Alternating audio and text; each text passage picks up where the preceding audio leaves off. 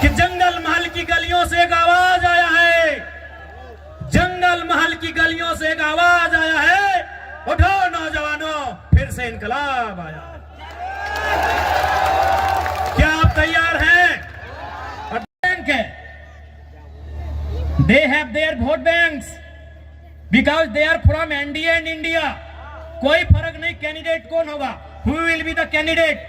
आप इंडिया से हैं, इंडिया गठबंधन से हैं, ये लोग आपको वोट करेंगे। आप एनडीए से हैं, ये लोग आपको वोट करेंगे। I am an independent new Qamar party. हमारे झारखंड में भी क्या सेफ है, 81 में 56 इंडिया के पास, 24 एनडीए के पास, 56, 24, 80 हम अकेले हैं। यानी हमारे पास कोई वोट बैंक नहीं, हमारे पास कोई समीकरण नहीं। और हमने क्या कहा कि पार्टी बनती है बिगड़ती है, कोई आज बीजेपी में है कल को तृणमूल में चला जाएगा। समाज आपका चिरंजीवी है, आप समाज के साथ रहिए। किसी एमपी एमएलए में इतना ताकत आपने देखा था क्या? हमने स्पष्ट कहा कि आप हमारे राजनीतिक कार्यक्रम में आते हैं, अच्छी बात है, आप मेरी पार्टी के मीटिंग में आते, अच्छी बात है, लेकिन आप समाज की मीटिंग में पहले जाइए। हमने एकमात्र भी एमएलए जिसने कहा था, जबकि आप भी जानते हैं 2029 में पता नहीं हमारा क्या होगा, क्योंकि हम नया विधायक है, हमारे पास कोई समीकरण नहीं है। 2029 में हमारे केसर समाज से होते तो हम भी बोलते पहले अपना देखते हैं भाई, लेकिन हम मैं यदि ममता बनर्जी घरे गिदर छुआ रहतो न तो टुकु समझतो न कि एते बड़ लोग इतना बेस हमार समाजटा है, मोर समाजटा। किंतु आज के मैं एक शोषित वंचित समाजेर बेटा, सोई खातिर मैं कहलो कि विधायक सांसद बादे सामाजिक स्थितिटा पहले भालो रहेक चाहिए, सामाजिक स्टेटसटा भालो रहेक चाहिए, सामाजिक पहचानटा भालो रहेक चाहिए, ओकर आइडेंटिटीटा भालो रहेक चाहिए। तोहरानी बुझे बारिया आज तोहरानी करो जंगल मोहल्ले दो में हमरा सामाजिक नेता हाथ की ना नहीं, कोई टक मुंह से बोली बहराई ले, कोई टाइम कोनो कह पारला, कोनो कह पारला की एकटाও कही दे जितना कथा मैं कहलो मीडिया कहो भाषण कहो जे जितना उदाहरण मैं देलो, जितना मैं उदाहरण देलो, हमको बता याद करके बताइएगा कि आपने कौवा को भी देखा है। आपने की बोले कौवा के बोलते बारी ना, क्या आपने कभी कौवा के गले में या पांव में बेड़ी देखा है? क्या उसे कभी पिंजरे में देखा है? क्या उसे कभी किसी रस्सी में या किसी भी प्रकार से बंधन में देखा है? नहीं देखा है। आपने क्यों कौवा के बंधने देखे छी ना? क्यों नहीं देखा है? तो कौवा भले काला होता है, देखने में भले आपको बुरा लगे, देखने में बदसूरत लगे, लेकिन जो वो काव काव काव काव चिल्लाता है, काव काव जो करता है ना, उसकी मातृभाषा है।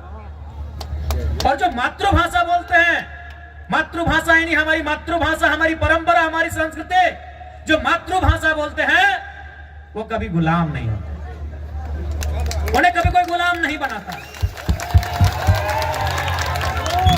आपने सुगा क्यों देखे थी?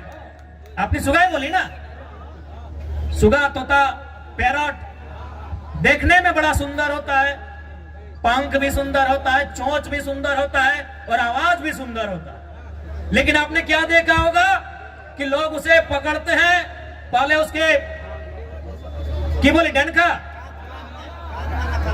काना सबसे पहले उसको तोड़ देते हैं, पांव में भी जरूरत पड़े तो एगो दुगो उसका तोड़ देते हैं और उसको भर के कहां रखते हैं? लोहे के पिंजरे में। भले उसको खाने के लिए चना दे, मूंगफली दे, लेकिन उसको गुलाम बना के रखते हैं कि नहीं? क्योंकि जो मिट्टू जिसे कोई तोता कहता है, कोई सुगा कहता है, कोई पैरट कहता है, भले वो दिखने में सुंदर है, हरा है, चोंच लाल है, खाता भी बढ़िया बढ़िया है, लेकिन वो भाषा का नकल करता है। टेव टेव टेव टेव उसकी भाषा नहीं है, वो भाषा का नकल करता है, वो किसी और की भाषा को बोलने का प्रयास करता है, इसलिए लोग उसे गुलाम बना के रखते हैं। तो इसलिए एक बात तय कीजिए कि आपको आजाद रहना है या गुलाम रहना है। तो भैया अगर आजाद तो आपको उस कौवे की तरह अपनी संस्कृति, अपनी परंपरा, अपनी आइडेंटिटी, अपनी पहचान, उसके साथ आपको जीना होगा। तो क्या ये नौजवान पीढ़ी जो हमारा आने वाला भविष्य है, क्या वो आज के इस कार्यक्रम के माध्यम से ये प्रतिज्ञा लेंगे कि आप अपनी परंपरा, अपनी संस्कृति, अपनी मातृभाषा को बचाएंगे? क्या आप प्रतिज्ञा लेंगे?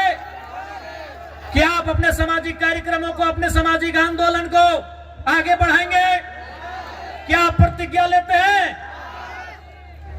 आज आपको ये प्रण लेना होगा, क्योंकि 21वीं सदी में हम जी रहे हैं। आज बहुत जल्दी हम लोग दिशा से हट जाते हैं, अपने रास्ते से भटक जाते हैं। इसलिए आज नौजवान पीढ़ी को विशेषकर आपको ये प्रण लेने की आवश्यकता है कि आज हमारी पहचान क्या है, हमारी परंपरा क्या है। उस पहचान को, उस परंपरा को, उस भाषा, उस संस्कृति की विरासत को, उसे सुरक्षित रखना है। आज हमें यह प्रण लेना होगा। ठीक है दादा, टुकु बोसुन, नमस्कार नमस्कार। তুমি নিয়েছি নাই, আমি বুঝতে পারি তুমি বসুন। आज ये प्रण लेने की आवश्यकता है, और विशेषकर जंगल महल के नौजवानों, मेरे भाइयों, मेरी बहनों, मेरे अभिभावकों, मुझे अफसोस होता है, मुझे दुख होता है आपको यहां देखकर। दुख हमें झारखंड के लोगों को भी देखकर होता है, लेकिन आपके लिए दुख थोड़ा ज्यादा इसलिए होता है कि जैसा भी सही, जमशेदपुर वालों को झारखंड मिला, सरायकेला वालों को झारखंड मिला, धनबाद वालों को झारखंड मिला, बोकारो वालों को झारखंड मिला, हजारीबाग गिरिडीह को झारखंड मिला, रामगढ़ को झारखंड मिला, रांची को झारखंड मिला, लेकिन झारखंड बनने का हकदार और झारखंड में शामिल होने का हकदार पुरुलिया, झारग्राम, बांकुड़ा के लोग भी रखते थे। आज बिल्कुल इस बात का अफसोस आपकी आंखों में भी झलक रहा है और हमें भी झलकता है। जो आंदोलन कोयलांचल में था, जो आंदोलन लोहांचल में था, कोयलांचल यानी हमारा जो कोलियरी कोयला का क्षेत्र है, धनबाद, बोकारो, गिरिडीह, हजारीबाग का हिस्सा, और लोहांचल यानी जमशेदपुर का क्षेत्र, वही आंदोलन आपके जंगल महल में भी था। जो त्याग कोयलांचल वालों ने किया था, जो त्याग लोहांचल वालों ने किया था, वह त्याग जंगल महल वालों ने भी किया था। लेकिन आज कोयलांचल वालों को, लोहांचल वालों को कहने के लिए झारखंड मिला, हालांकि अधिकार वहां भी उनको नहीं है। आज भी वहां उनको मजदूरी के लिए तरसना पड़ता है। उनकी जमीनों में कोयला, उनकी जमीनों में अभ्रक, उनकी जमीनों में लोहा, उनकी जमीनों में लगभग 80 प्रकार के मिनरल्स पाए गए हैं, लेकिन आज उन्हें नौकरी के लिए तरसना पड़ता है। लेकिन हाँ, उनके पास कहने के लिए है, हमारे काछे ए शब्द अच्छे कि हमरा झारखंड, हमरा पवाली झारखंड, लेकिन आपके पास वह भी कहने को नहीं है कि हमारे पूर्वजों ने, हमारे बाप दादा ने जो आंदोलन किया था, जो संघर्ष किया था, उसके बदले आप उस झारखंड का हिस्सा नहीं बन पाए। तो कहीं ना कहीं इसमें भी साजिश है, साजिश है, बहुत बड़ी साजिश है। तो इसलिए नई पीढ़ी को यह प्रण लेना होगा कि हमारे पूर्वजों ने आंदोलन को जहां लाकर छोड़ा है, वो विरासत जो हमें देकर गए हैं, उस विरासत को यहां से फिर से हमें लेकर जाना होगा। क्या आप तैयार हैं? कि जंगल महल की गलियों से एक आवाज आया है, जंगल महल की गलियों से एक आवाज आया है, उठो नौजवानों, फिर से इनकलाब आया। क्या आप तैयार हैं? और देखिए नौजवानों, मेरे भाइयों, हम जिस रास्ते में चलने जा रहे हैं, जो कार्य हम करने जा रहे हैं, मानते हैं आसान नहीं है, एक काजटा सरल नहीं আছে, किंतु असंभव भी नहीं है। मानते हैं वो काम आसान नहीं है, वो काम सरल नहीं है, लेकिन वो असंभव भी नहीं है। आज हमारे समाज का जो मांग है शेड्यूल्ड ट्राइब इंक्लूजन का, आज ये लड़ाई भी आज ये मांग भी परसों नहीं, दशकों पुरानी है। इसलिए एक बात हमेशा याद रखिए, आज चाहे सामाजिक आंदोलन हो या किसी प्रकार का आंदोलन हो, जो लोग अगुवाई कर रहे हैं, जो लोग लड़ रहे हैं, शायद वो कल नहीं होंगे। आज हम लोग भी कल नहीं होंगे, लेकिन आपका समाज, हमारा ये बृहद समाज जो हजारों लाखों साल पुरानी परंपरा और संस्कृति से परिपूर्ण है, वो समाज रहेगा। इसलिए आपको उस बागडोर को, उस विरासत को अपने हाथों में लेकर आगे बढ़ना है। मैं आप सभी से कहना चाहूंगा। और आज जब भी आप किसी आंदोलन के लिए जाते हैं, जब आप संघर्ष का रास्ता चुनते हैं, आपको त्याग करना पड़ता है। बिना त्याग का आपको मंजिल नहीं मिलेगा। आज आपको त्याग करना होगा। आप कहेंगे कि हमें भोग कर रास्ता भी चुनना है, हमें ऐसो आराम का भी रास्ता चुनना है, और हमें मंजिल की ओर भी जाना है, हमें अपने सपनों को भी साकार करना है, तो संभव नहीं, आपको त्याग करना होगा। आज का समय त्याग का है, और जो नौजवान त्यागी बनकर इस रास्ते में आएंगे, तभी हमारा समाज उत्थान की ओर जाएगा। इसलिए इस पीढ़ी को तो त्यागी बनना होगा। हमारे जिले में एक वीर क्रांति दूत हुआ करते थे, शहीद शक्तिनाथ महतो। वो अक्सर कहा करते थे कि एक पीढ़ी को जेल जाना होगा, दूसरी पीढ़ी को गोली खानी होगी, तभी तीसरी पीढ़ी राज करेगी। हमारी एक पीढ़ी जिसमें शहीद शक्तिनाथ महतो स्वयं, जिन्होंने ये नारा दिया था कि एक पीढ़ी को गोली खाना होगा, और शहीद शक्तिनाथ महतो ने खुद गोली खाई। उनके साथ निर्मल दादा ने गोली खाया।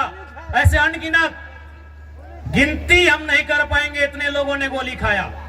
अब का जो समय है कि एक पीढ़ी गोली खाएगी, दूसरी पीढ़ी जेल जाएगी, ये शायद जेल की स्थिति वाला समय है। और आपने देखा पुरुलिया के जिले में, घाटशिला में हमारे 51 लोगों को जेल जाना भी पड़ा। लेकिन उन विषयों से, उन घटनाक्रम से आपको कतराना नहीं है, क्योंकि आपकी लड़ाई आपकी व्यक्तिगत नहीं है। आपकी लड़ाई केवल आपके लिए नहीं है, आपकी लड़ाई केवल आपके घर आंगन तक सीमित नहीं है। आपकी लड़ाई कई हजारों साल पहले जो सपना हमारे पूर्वजों ने देखा था, उस सपने को साकार करने की लड़ाई है। इसलिए आज आपको त्यागी बनना होगा। इसलिए आज आपको त्यागी बनना होगा। और एक बात याद रखिएगा, जो संघर्ष को चुनते हैं वही सफलता के करीब जाते हैं। आज का समय संघर्षों का समय है मेरे भाइयों।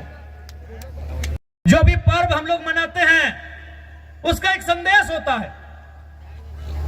हमारे जो तो पर्व आछे, जो तो त्योहार आछे, ওদের ভিতর একটা মেসেজ আছে, সন্দেশ আছে কি আর মানে কি, এই কাজটা আমাদের পূর্বজ কি জন্য করেছে, এই কাজটা কেনে, এই বরদ খুঁটা কেনে, এই কাড়া খুঁটা কেনে, এই টুসু কেনে, এই করম কেনে, জিতিয়া পরব কেনে, এই কোনো না কোনো ওদের ভিতরে একটা মেসেজ আছে। তো বরদ খুঁটার মানে কি সবাই জানি कि हमरा चासा लोग माने की न, सावन महीना का जो समय होता है हम वो खेती बाड़ी करते हैं, धान लगाते हैं, हार जोतते हैं। इधर भी वही टाइम होता है ना।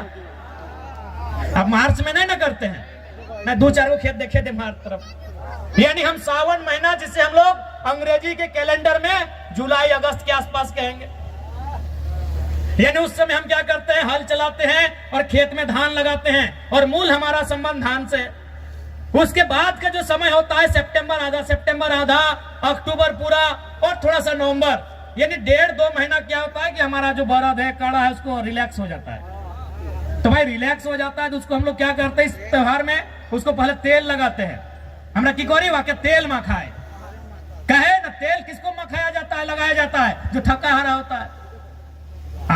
आज के यदि हमारे घरे यदि बाड़ी कोनो पहुना आसे, कोनो कुटुम आसे, तो हम उनको क्या करते हैं कि बैठिए थोड़ा तेल लगा देते हैं, भाई आप बहुत दूर थक के आए हैं। तो तेल किसको लगाया जाता है, जो थका होता है, तो हमारा जो बरद है, कड़ा है, ये सावन महीना में इसको जोतते जोतते नारते नारते ये थोड़ा थका है। अब इसको तेल लगा के बोल रहे भाई थोड़ा सा तुम अब तंदुरुस्त हो जाओ, तुम थोड़ा सा फिट फाट हो जाओ। कहे ना फिर अब आ रहा है कार्तिक और अगन का महीना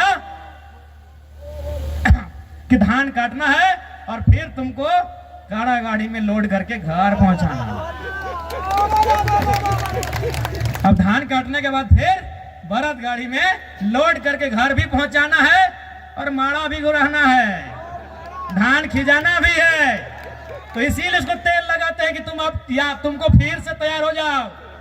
यही हमें एटाई ना जिज्ञासा करছি कि भाई कोनो ना कोनो हमारे त्योहार हमारे पर्व मैसेज আছে, तो मैसेज की ना हम आपको तेल लगा दिया फिट फाट और अभी खूंटा भी काहे किए, उसको गुस्सा दिला रहे हैं कि भाई तुम और गुस्सा हो जाओ, तुम ही रागे तुम ही रिझे। कहे ना इसी गुस्सा के साथ मेरा खेत से धान उठाना, हम लोग का खेत भाई सब कादा खेत आसान नहीं है। कुड़मीर खेत से धान उठाई के लाना आसान है कि? तो वही उसको गुस्सा दिलाते हैं, सूप से मंदिर बजा के ऐसे मैंने उसको हलकार के कि भाई हाँ तुम गुस्सा करो, हम चाहते हैं तुम गुस्सा करो, और उस गुस्सा के बदले जब हम धान खेत में तुमको नारेंगे फिर उठा के उसको बाहर लेके आना है। तो ये है हमारे बरद खुटा करने का हम पीछे हमारे पूर्वजों का मतलब कि पहले तेल लगा के तुमको तरोताजा करेंगे। क्या कि सावन महीना के बाद तुम कुछ काम नहीं किया है, तुम आराम से घर में बैठा है, और सावन महीना के बाद हरा हरा घास मिलता है, और जितना बढ़िया बढ़िया खाना खाने के बाद थोड़ा आदमी आलसी हो जाता है, तो लोग भी आलसी हो गया थोड़ा। तो इसीलिए अब फिर से आ गया है टाइम कार्तिक महीना का, अगहन महीना का। अब इन लोग को